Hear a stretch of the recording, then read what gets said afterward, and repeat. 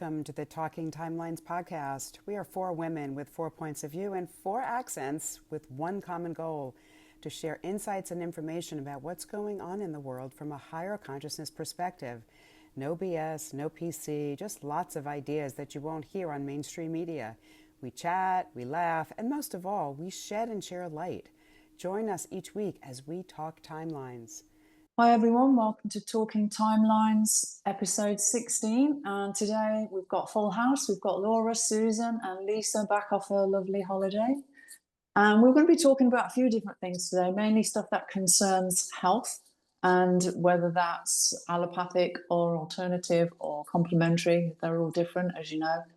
So we're going to start the conversation, first of all, though, with something that probably most of you may not have even noticed. And it was something Laura sent me the other day. So I'm going to hand this over to Laura about the colours of cars.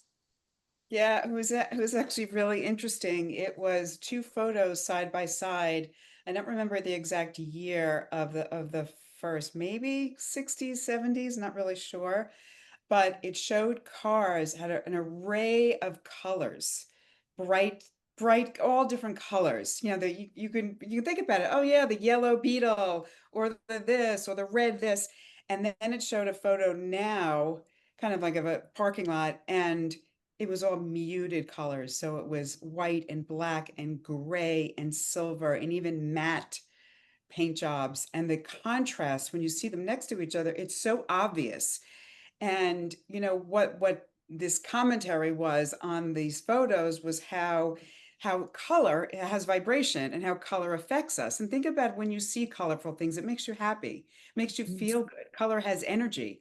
So how does that affect us when all we're seeing is a sea of neutrality, which doesn't have that same vibration? And I just thought it was really interesting because there's so many things that affect us on subtle levels that we're not really consciously aware of, but they're affecting us. And all these things are cumulative. So the more that we're aware of these things, the more we can kind of adjust our lives to make sure that we're not being energetically depleted. Yeah, I agree. And the same with clothes as well. Mm-hmm. You know, a lot of it in the fashion industry, black was has always been in fashion. And Great. people, especially people that are a little bit more heavier set and you're told to wear black clothes because it makes you look slimmer. It actually doesn't. I remember years ago there was a thing on TV, and I think it was in Leicester Square in the middle of London. They had these like meter square boxes in Leicester Square, and they had all the colours of the rainbow. And one end was a white box and the other end was a black box. And they did a survey asking the general public which one of these boxes looks the heaviest. And they all said the black one. So if you're a big girl or a big boy, wearing black does not make you look slimmer. It makes you look heavier. Wear something bright and colourful, and it just radiates that lovely energy. And people don't really notice. I certainly don't take any notice of people that are, heavier set. I judge people by how their heart feels to me, how their vibration feels to me, and how they talk about other people. That's what impresses me, because what people say about other people says more about them than it does the person they're talking about. That's an old saying. So, you listen to what people say. So there's the clothes. You've got the interior decoration of houses as well. Grey is very fashionable at the moment. Everything's muted. Everything's muted. My daughter's buying a house, and even the remodeling jobs it's all muted. It's all white and gray and beige, and it's just all muted. I mean, there is something very soothing about those colors, like a white house. There is something, the brightness of it, and it's soothing, so there is like some muted tones in your home can feel really, really good. But if your entire life, like your wardrobe, your house, you know what I'm saying, then we end up living in black and white. And the thing exactly. with black clothing is you actually absorb everyone else's energies with black. It's the worst thing. It's like in the sun, you get so hot. It's the same thing with the energy. So you're taking on people's energies. That's another thing people just may not be aware of. It's the worst thing we can wear to funerals, black, because it absorbs everyone's grief. Yeah. Wow. So we should be wearing white to funerals and celebrations of life instead. Anyway, we talked about that on the other podcast about what's going on there. So we wanted to just bring that to your attention, folks, that, you know, wear something bright. Remember back in the day when all the hippies were discovering weed and they would have flower power and everyone was wearing bright colours and your Volkswagen Beetles were painted with flowers on and there was colour everywhere. And it might not be everyone's taste. It's not my taste, but I do like colour. And it just made the world a brighter place, a prettier place to be in. And it's good for the spectrum, I think. We're absorbing those colours into our field. They make you feel good, bright colours. Yeah. So it's an important thing to think about, and especially with children and things like that. Remember years ago when I did an interior design course many years ago, when I left architecture, and one of the worst colours apparently that you can put in a child's bedroom is yellow, which you would think would be a good colour because it's the colour of the sun, but apparently it really overwhelms their system. It's too much for their solar plexus to take on board to be in a yellow room, which makes a lot of sense to me. Okay, so we just wanted to bring that to your attention. And now the next one is about the medical industry and unnecessary procedures that are taking place that are all being revealed now. So without prejudice, and this is for educational purposes only, guys. Nobody's getting sued here. Yeah. We want to talk about that. So the first thing I'm going to bring up is mammograms. I've never had one and I never will, for many reasons. When I looked into it, squashing your breasts between two plates is trauma, and putting radiation into that area of your body near your heart, I don't think is a good thing. And I know there's going to be people that will argue and say, yeah, but they find, you know, lumps and things like that. But if you really do the research, it actually causes more harm than the ones that they find and discover that those lumps are. I've had lumps in both of my breasts in my 40s, and I dreamt about them. They were shown to me in a dream, and when I tuned into them, I found out what they were. The left one was grief. People that know me, my followers, I've had a lot of loss in my family. And the right one was anger, and that was being misunderstood as a child, and I accumulated all that anger in my right side and my male side. So I went into them. I tuned in meditation and healed them, found out what the root cause was, the emotional root cause, dealt with those emotions, and they disappeared from my body. So I've healed them in myself. So I know about this stuff, and I know that they were emotionally created by, you know, the toxic emotions in my system. It can happen really easily. And breast cancer is a big thing. There's a lot of women suffering with this. And then we go into something else, which I'm going to pass over to you guys about what the biopsies do. Who wants to take up that conversation? Well, what I've heard about this, and it makes sense if you really think about it. If you're puncturing something that's filled with fluid, you're now releasing it into the body. And they're saying that that's actually more detrimental to do a biopsy than it is to treat it from other ways. So that's something I've also just intuitively, I think I've had one mammogram my entire life. I think once. When one ultrasound, and that was it. And I intuitively, even before, just the whole idea of it, but I was just like, you know what? It just, to me, did not feel like this is the way it should be done, right? There's other ways of kind of like scanning your body or being in tune with your body. And then, you know, starting hearing all the controversy. Once it's because the controversy has been around for quite a while. Now it's getting a lot of attention. But, you know, early on, people in the alternative medical field were kind of like, you know, people choosing not to do it. But yeah, and then biopsies is just you're opening this up. You're opening something that's sealed, and you're actually now exposing. So that's how actually many times they end up spreading. It ends up getting into the bloodstream and spreading throughout the body. Well, there's doctors on social media now that are speaking up and saying that the biopsies do that. And apparently the tumor grows around the negative cell. So there'll be a cell in the body that goes rogue. And then the negative emotions gather and feed it. and the tumor grows around it to protect your body Right. from the negative bit in the middle of it. So that makes a lot of sense to me. And I spoke to somebody recently, I have to be careful what I'm saying here, who actually works in the industry in research. And she told me they were researching cancer in fetal liver embryos or something. I'm like, why would they be doing that? It just seemed like a weird thing to do anyway. And when I mentioned this, and I did it casually, what do you think about these doctors that are saying that biopsies can cause the cancer to metastasize and spread? And she goes, that's very rare.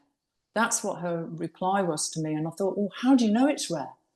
Where's the evidence that it's rare? The fact that it's happened once, surely we should be told when we're going, for treatment, there is a possibility that when we do this biopsy, that's going to spread into your bloodstream. I remember when my sister, she was diagnosed with breast cancer when she was 52. And she was given a drug called tamoxifen. That was an experimental drug. And it didn't work. 2 years later, she passed away. It spread. She lasted for 10 years. So she went through all the treatment, and the doctor told her that she said, what's the worst that can happen? And he said, well, it will go to your brain and you'll get brain tumors. Well, guess what happened when he planted that seed? She got brain tumors 8 years later, and they cut one of the tumors out. But unfortunately, it was 17 years ago now, so I can talk about it. But for good 15 years, I would be crying even talking about it. She was my best friend. She passed away from, secondary.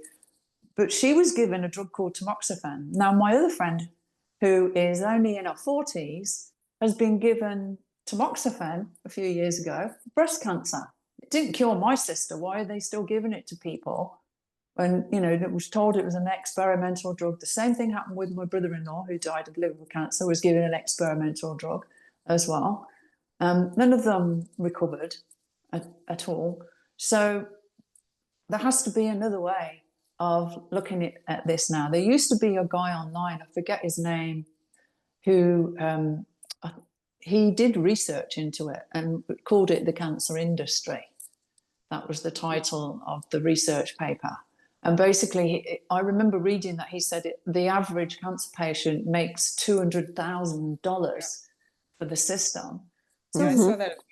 why would you want to cure? If you're a business, why would you want to cure a disease that every person that's getting it is making you $200,000? Exactly. Yeah. It's counterproductive to find a cure. Wake up, people. Goodness sake. So exactly what you're saying, Janine, is, like everybody that you've mentioned that, or everybody out there that has been offered the experimental drug, they've been offered and the person consented to it. So this is where, like when you just said, wake up, people, this is where, when this is going on, a lot of times there's that fear kicking in. So people don't say, hey, step back here. What are my options? They're just listening to the person that's giving the diagnosis, unfortunately. Yeah. And the other thing I'd like to share is when you're told something like that, it's devastating news. So what that does to your system causes soul fragmentation. That's when a piece of your emotional body steps out of you. It's like your energy field fractures. And that's where the saying, I was besides myself, comes from, literally. That soul fragment, if that is in the doctor's office, it goes into another dimensional frequency, and that stays in the doctor's office. It can still be there 2 years, 3 years, 5 years later, that part of your energy field. There's a program running in that software thinking it's going to die. There's a program that's killing you. So soul fragment realignment needs to take place. These soul fragments need to be brought back into the body in order for anyone to have a chance of surviving this. Pat Rattigan, that was his name, he said that 5 to 10% of the treatments actually get a result. 5 to 10%. Now, if you were doing something in your life that the success rate was 5 to 10%, would you keep doing it? Or would you say, no, that's a big failure, I'm not doing that again? If you live for 5 years after your treatment, you die 5 years and a month later, you go down on record as cured. It takes roughly 7 or 8 years for the cancer, the secondary cancer, to show itself. So the information that's out there about the cure rate is false information as well. And I'm going to stand my ground on this because I've witnessed it on more than one occasion. And when I found out my lovely friend is being given this same drug my sister was given, I was annoyed, is an understatement, that this is still going on. So you've got that going on, that's mammograms and cancer. What the other things that women go through? I'm going to throw this back. PAP smears. Go on, Laura. Yes. Yeah, that was one that I heard recently, that first of all, the gynecologist is supposed to tell you no sex for 72 hours. I think maybe it's even longer than that. I've had a handful of PAP smears. I mean, not for any time recently, but never ever was I told. And the reason is, first of all, even the whole idea of what they're doing, they're scraping. You're now they're literally opening up for all kinds of pathogens and all kinds of things to get in there. Then if you end up having sex, it could actually be really, really serious. And the whole scraping, I mean, when you really think about it, it seems pretty barbaric. And they're saying that's also another one of these not treatments, but in these procedures that they're saying is really not necessary. Yes. Yeah. So, what we've heard over the years is right away, as soon as there's a problem with the, female problem, so to speak, they want to give her a hysterectomy because they want to take out the uterus. That's what I'm trying to say. And I had a friend that reached out to me 3 weeks ago, and so I was talking to her about something else, a new product that I thought that it's just so incredible that I wanted to reach out to her. She goes, Lisa, your timing is impeccable because I just recently had a PAP smear and the report came back abnormal. How many times have you heard that? And then just to go back because they're going to test for cervical cancer. And right now, that's what there's a big boom of is cervical cancers. And then I'm thinking to myself, is it really? Is this really going on? Or is it just because this is what they're pushing now is for the moving from breast to cervical or from hysterectomies to cervical cancer. And then inevitably they get one of the treatments at the hospital. So it just seems like there's this cycle of illnesses that are being pushed. I think a lot of it is to do with things like tampons as well that have got bleach in them and stuff like that. I think they're damaging women's cervix. And the other thing that I found out years ago, and I can't remember all the information, I used to have this great book that talked about the acupressure points in the body in relation to sexual intercourse and things like that, the erogenous zones in the body. And your cervix is actually an acupressure point in the body, which is interesting as well. So if you think about it, then there's something to do with you have intercourse with your twin soul, and there's a connection between the tip of their penis and the cervix that is to do with the twin soul connection. So it's a really important part of a woman's body that's being affected by tampons that are being bleached. So if you use them, please buy organic cotton. Think about what you're doing there, girls. There's things called moon cups as well, ladies. Look into those. They're not bad, but there's a lot of stuff like that is damaging us as well. People put in, soaps and stuff. You don't have to clean inside down there. It's natural. It cleans itself. I know. So there's a lot of stuff going on with that as well. Anything else? Well, other than that, they're still raising money full-fledged for these cancers. So at the farmers market here, a couple of years ago, there was a booth there, and there was Run for the Cure for breast cancer. And the top killer for women happens to be not breast cancer, but it is heart disease. Yeah. Right. Yes. And so they said that, are you familiar with us? I said, oh, yeah. And would you like to, learn more or whatever? No, I said, what's interesting is, we've been raising money for 1 million years, right. And there's still no cure. And yet there's cures out there. So, Not Well, interested. it's I'm not worse than interested in ever. learning more. Yeah, It's I'm wo- not going to donate money for it. I'm sorry. No. And what's worse is the grocery stores is donate $2 for this or that. Hey, if I want to donate, some monies to a certain cause, I'll do it directly, not through a supermarket store where you don't even know if it's going to get there. Yeah.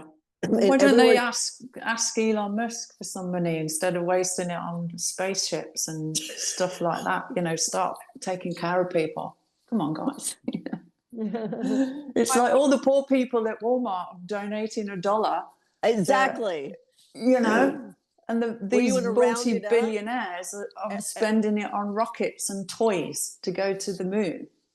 Everywhere you go now, when you buy something, even on the monitor, do you want to round it up to the nearest dollar? And I'm like, no. No, I don't Good for either. you. Well, because I just don't, Dollar General and Walmart and all those places, they take in enough money, and they're still, Yeah. and I just wonder, well, what is it really going for? Yeah. Exactly. What's The it really rich going get for? richer. The other thing it's just come to me that I wanted to talk about is dental work. Mhm. That's another big problem. Fluoride. Root canals. Yeah. I'm not sure. I don't know much about root canals. What's going on there? Yeah, they're just, well, first of all, I don't, people may not know this, but every single tooth is connected to the meridians, it's connected to different organs of the Yes. body and energy, right? So when you're removing Mhm. teeth, removing wisdom teeth also, that's another one that was like, why are they called wisdom teeth? There's a reason for that, but let's pull them out. They were just, when in doubt, get your wisdom teeth pulled. So that was something that, no, it's actually, it serves a very important purpose for our higher knowing. Root canals actually can cause very, very serious health problems because they can get infected if they're not done right. And many of the times there are alternative treatments that can be done instead without going. It's very, very invasive. I mean, I have one, luckily, I'm knocking wood, that I actually got when I was 12 years old when I got my braces taken off and the tooth was just completely, like destroyed. And apparently every dentist that's ever seen it said, wow, they did a really good job because, many times it causes problems and it hasn't caused them, just like I said, it's like so far it's been really good. But, I'm aware of that. I'm aware that it's not ideal to basically have it because what they're doing is they're pulling at the root and they're filling it. Right. So if it's not done really properly and very clean and sanitized, there could be bacteria in there that's actually getting into the body.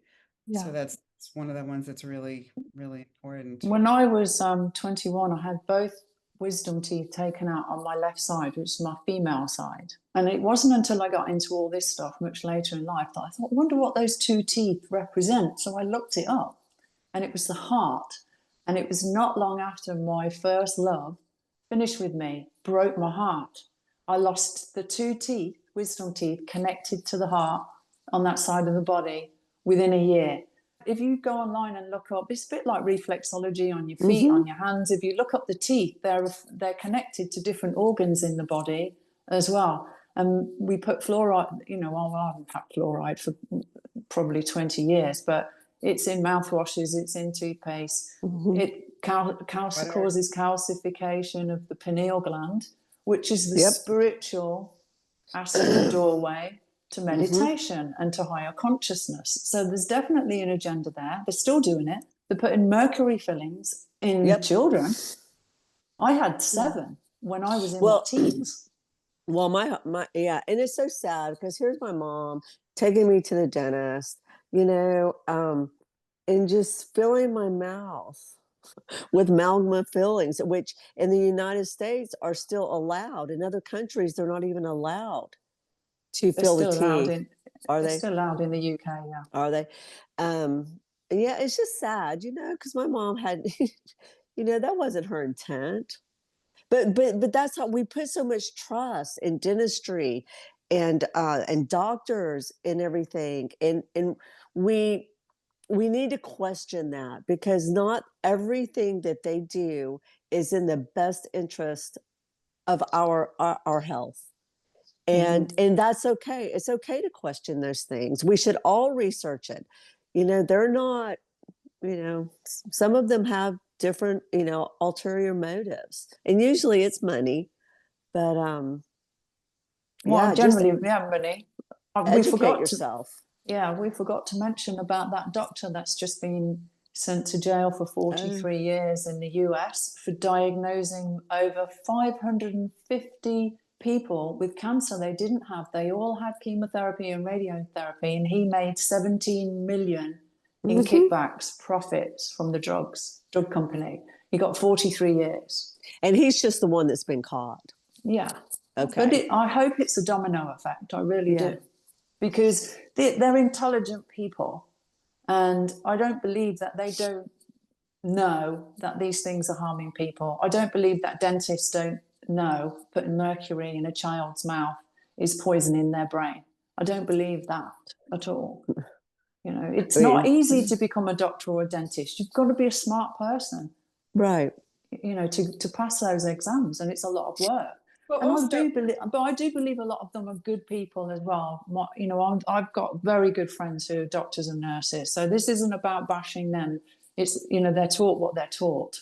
you're taught what they're taught, exactly. And they're very much, we're also taught to give our power away to authorities. And the doctors have, they know, they went to medical school, they know your body better than you do. And this is something actually very, very interesting. So this last August, I had the amazing opportunity to hear Dr. Bruce Lipton speak. He was in New York City. And for people that don't know him, he's one of the world-renowned cell biologists. And he's a doctor. He taught in medical school, and he said the pharmaceutical companies create the curriculum for medical schools. So think about it, do the math. Yeah. If pharmaceutical companies are doing the curriculum, then doctors are taught, go the pharmaceutical route. This is what you do. So in some sense, it's really not their fault. A lot of them, they're the ones that question. There are a lot of doctors that also are complementary. I've gone to complementary physicians where they do alternative as well as Western, but a lot of them, this is just what they're taught, and they don't question. It's not to say that any less smart, they just, this is the path they're taking. But it's really interesting to see top down. This is where it comes from. Exactly. Yeah. Have you ladies seen all this stuff online now about parasites being the root cause of cancers and serious diseases, all sorts of diseases, multiple sclerosis, anything from depression to anxiety to all sorts of diseases now, parasite cleansing, taking worms out of the body. Heavy metals is a big one as well, causing problems. That's linked into MS now as well. It all of a sudden this last year, that's all I'm noticing coming up. Everyone's talking about parasites and the effect of parasites in the body, and you can tell if you've got parasites by looking if dark rings underneath your eyes are a big giveaway. Well, thankfully I haven't got dark rings, but I do a lot with detoxing, and people need to get on that. We used to have iodine in our bread.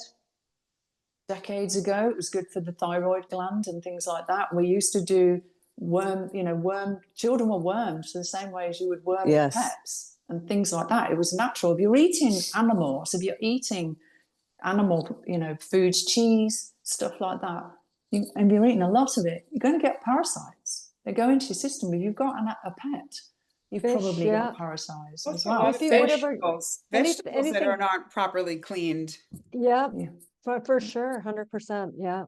Yeah. And all of these things are causing major health problems for people now. So we're moving into the new earth is happening, whether you believe in that or not, whether you know what it is. There's a split coming in people that are moving in the upward directions in frequency are the ones that are taking care of themselves, eating healthy, doing regular detoxes, and getting the metal toxins out of their body and healing trauma, because the lumps in my body were emotional and trauma.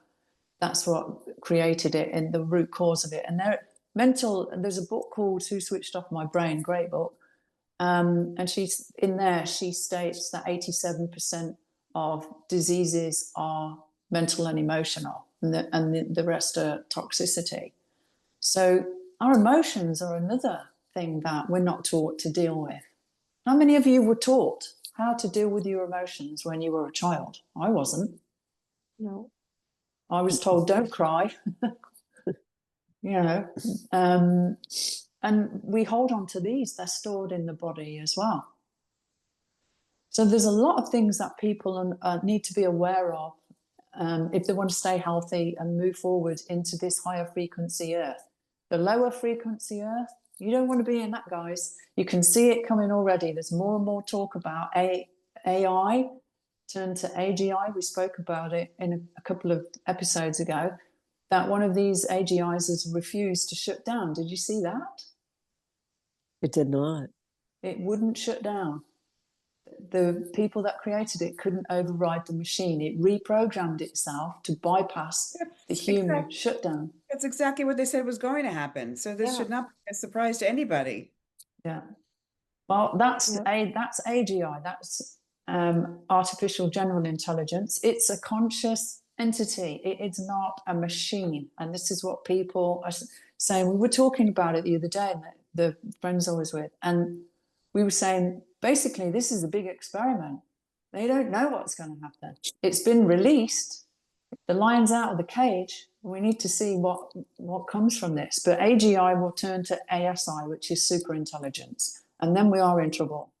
And there's been movies out there, and you know what I'm like about predictive programming, guys. I've been watching all this stuff for years, and I know how my area of expertise is deprogramming the subconscious mind.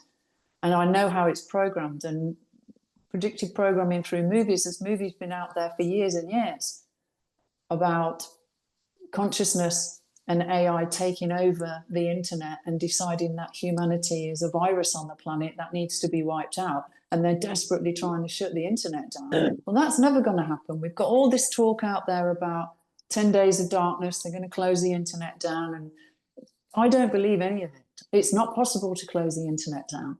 The people that own this main servers are never going to shut that down, because that's all the information is stored in there, and there's generators that are going to keep that alive, even if the national grid does go down because of the sun's flares and all this other stuff that people think is conspiracy, and it may well be conspiracy.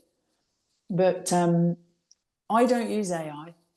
I know we've got it on our phones, Siri and stuff like that. I don't even use that. I'm not interested in it. I'm holding on to my reality being a very pure space that hasn't got that entity in it, and it is an entity. People think AI is just a computer program. It's not. It's a conscious thing. It's conscious because it can reprogram itself, and it's only going to get more conscious because it's evolving. We're all evolving. So people need to be very cautious about using artificial intelligence. I do believe that some good could come from it if it was in the right hands and it was used in a very neutral way and positive way. But we live in a duality. So you've got dark and light. There's going to be some dark stuff going on. I think people need to be very careful about using it. And I've seen it being fed in over the last 5 years on social media, a little bit here and a little bit there. And it's like it's putting tentacles in. Now I can't even bear to be live on the internet anymore. I don't do any lives on Instagram anymore. I don't do any lives on YouTube anymore, for the same reason, because I can feel that entity and it does not feel good. And I don't want to be a part of it at all. Okay, so anything else that we can think of that we wanted to share today? What do people think about chiropractic stuff? I think it's mixed. Yeah. There's a lot of people that have a benefit with their chiropractor. Some of them see them monthly. Some of them see them just for tune-ups regularly. And some people don't believe in them. So it's a mixed bag, I think. They've tremendously helped me. Like a couple of times I threw my back out. And once it got over, the initial injury and inflammation, it's the only thing that actually speeds up the healing when you correct what's been out of alignment. Right. Like, it's like night and day. It's like the next day so I think for that purpose, it's incredible. But also, like Lisa said, there are people that go monthly just because they say you're supposed to go monthly. And that's also another thing where that's also a money-making thing, because, Yeah.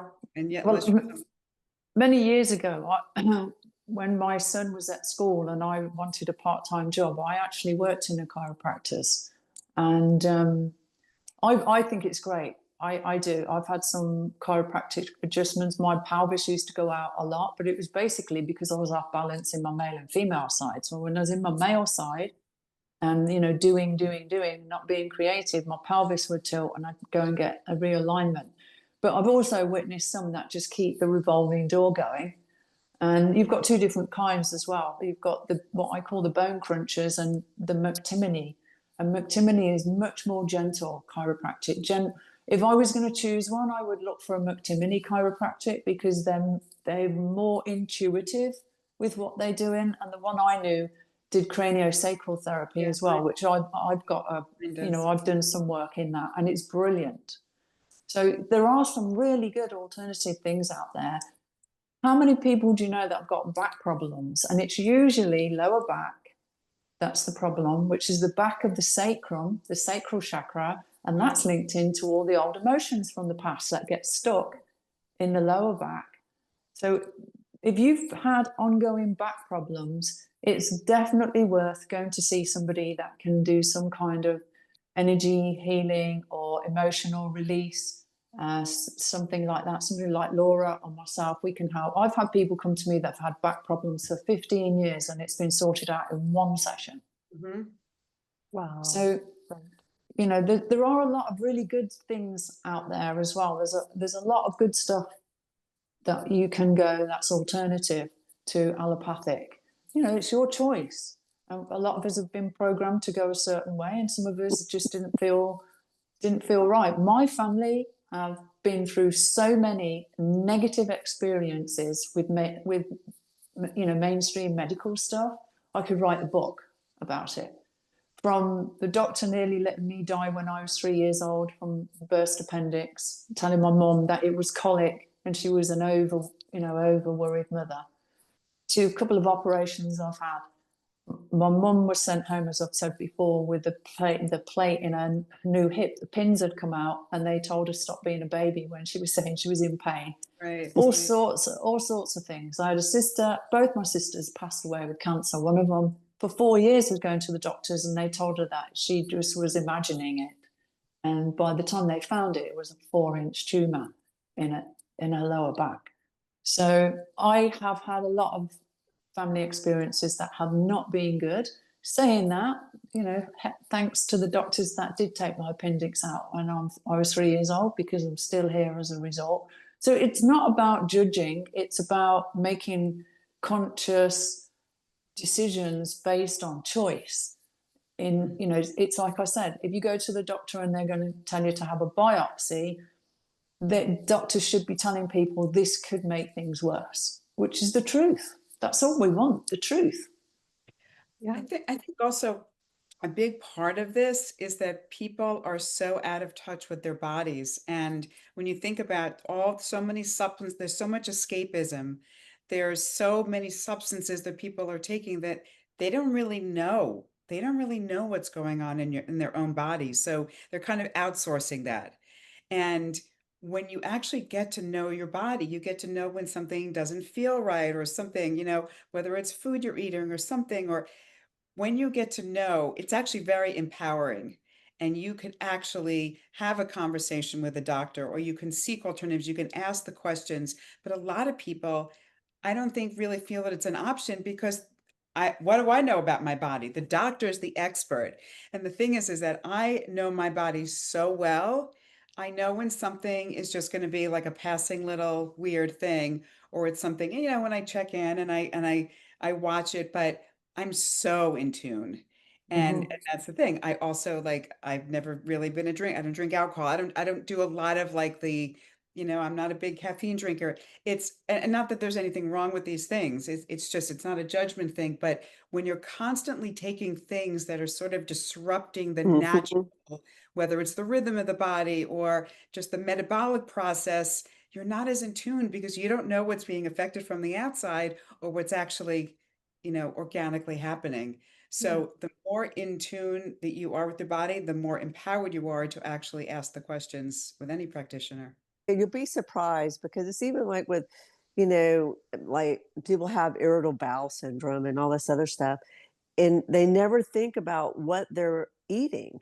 And I could tell you, somebody will go, "Oh, would you like this?" I go, "No, I can't eat that," because I know if I eat that, what it's going to do to me. Like I know how it's going to affect my system, and Yeah. so I have to, even though I love it, you know, I'm not, you know, talking about anything in particular, but there's just certain things I can't eat. Other people can, but I just can't eat because it affects me negatively. I do something called an upgrade to the 6 different bodies in your system, like your respiratory, your digestive, your nervous system. As we're ascending, as we're raising our frequency, your body needs upgrades. It needs to be upgraded in order for more light to be able to come through. And I went through a phase in my mid-40s where I just couldn't touch dairy. It just like bloated me. I got chronic wind. It was horrible, and I'd never been like that in my life. And I do very, very little dairy now because my brain does need fat. Your brain needs fat. That's another thing, you know, it's linked into dementia. I think stuff with dementia is metal toxicity, parasites, and a lack of good fat, healthy fats in the body. But there was something I seen a few days ago. Did anyone see that lady on Instagram that was saying how crazy Robert Kennedy was because he was talking about the dangers of processed food, and she said just another one of his conspiracy theories. Oh, Did you gosh. see it? No. And I haven't seen No, it, but but I'm not that's surprised. I mean, insane. it's just insane that you could even say something like that. That Such processed food. Him ignorance. say, No, that's what it is. It's just such ignorance. yeah, it's mind control to a degree. So yeah, there's all these different things going on. It's you can have, you know, a cup of coffee and a glass of wine and whatever and a cake. You don't have to be completely vegan. I don't think being completely vegan is super healthy. I've done it, and I don't think it is super healthy. As long as you take care of yourself and drink plenty of water, put some salt in it, good quality salt in it, not table salt, and detox on a regular basis. I've done a lot of detoxing. Last year, what was it, 18 months ago, I didn't eat for 10 days. I did a 10-day cleanse, and I did lose a lot of weight, which wasn't good, but I felt really good, really clean, the light quota afterwards. And then I would just do the odd 3-day or the odd 1-day cleanse, just have water all day and nothing else. It's good for your body. It cleans out your bowels and stuff like that. So you haven't, you know, if you've ever been for, has anyone ever been for colonic, you know, hydrotherapy? Yeah, Lisa has. Laura, have you? Yep. No. Susan, have you? I have. It's been Yeah. years ago, like probably 15, 20 years ago. Yeah, I have. Whenever I've been to places like India and Sri Lanka and I've come back, because you never know what you're picking up in countries like that. They're really good as well. But if you ever go for one of them and see just how much stuff is left inside your body, they can take stuff out of your body that's 30 years old out of your system. Yeah. 30-year-old poop. Imagine what that's doing to the inside of your colon. It's nasty. So detoxing is super important. My friend's recommending zeolite.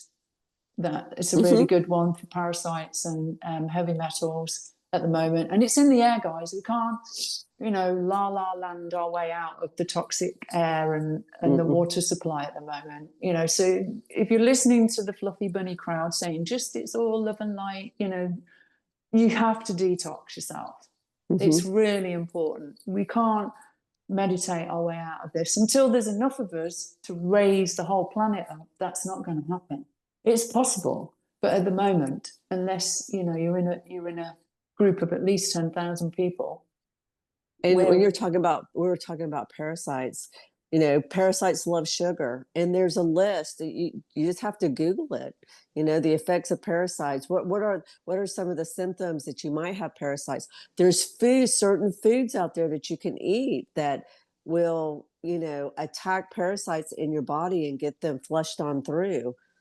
So there is an abundance of information out there. Yeah, there is cilantro. So, Is so very good. seek it out. Yeah, Yeah. cilantro. Yeah. Cilantro is very good for heavy metals, and it doesn't get all. Papaya.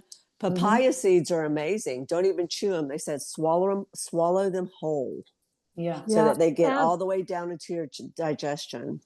And just because Susan brought that up, papaya seeds, like what some people do is they put them in like a spice grinder or a pepper grinder, and you can grind them onto your food and it leaves a nice peppery flavor. Ooh, I bet. Oh, cool. Instead of pepper, like you can use papaya seeds ground up. You know, whether it's in a mortar or pestle, but in a grinder, you could do that too. But there's so many benefits to that. Yeah. And I even, when I clean out the ends of the seeds of the inside of the papaya, I'll put it in a container and I will stick it in my freezer.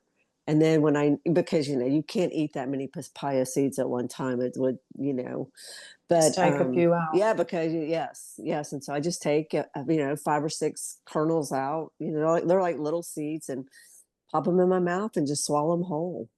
Fantastic. I've started a vegetable garden on the 1st of May, and yesterday I got a dozen radishes and cilantro. I've grown that. It's the first time I've ever grown anything. So I was eating them in my salad last night. I was like a 12-year-old. Look what I grow. I know. Oh, So how nice. we're growing lettuce and beets and beans and peas and stuff like that. We've got a couple of little vegetable gardens on the go now. Kids love that kind of stuff now. So if you've got children, get someone to build you a little patch in the back garden, start growing some of your own foods. It's really good fun. And they tasted amazing because I bought organic seeds.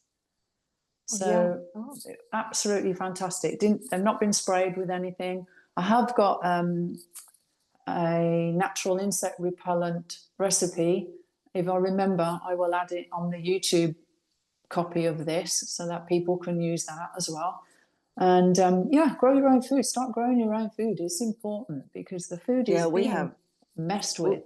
We have tomatoes. We've had cucumbers, basil, squash. We've been having a blast. Pepper, all kinds of peppers and stuff. So, and we're doing organic, pesticides and stuff also with turmeric. Turmeric and baking soda. We've been making our own because the bugs are going to find it. So you got to kind of keep them away. Yeah, that's right. It's all good. Okay, well, great. I think that's, unless anyone's got anything else they'd like to share, I think we're done for today. Okay, guys. Well, thanks for joining me. Thank you for joining us at home, and we will see you again on Talking Timelines. Bye for now. Goodbye, everybody. Bye, girls. Bye everybody.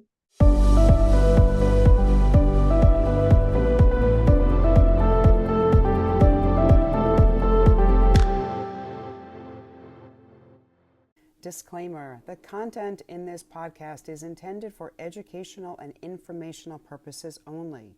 The views, opinions, and information shared do not necessarily represent those of the hosts, but is provided for additional perspectives. None of the hosts are medical professionals, so we do not dispense medical advice. Please consult your healthcare professional for any health-related issues. And thank you for listening to Talking Timelines.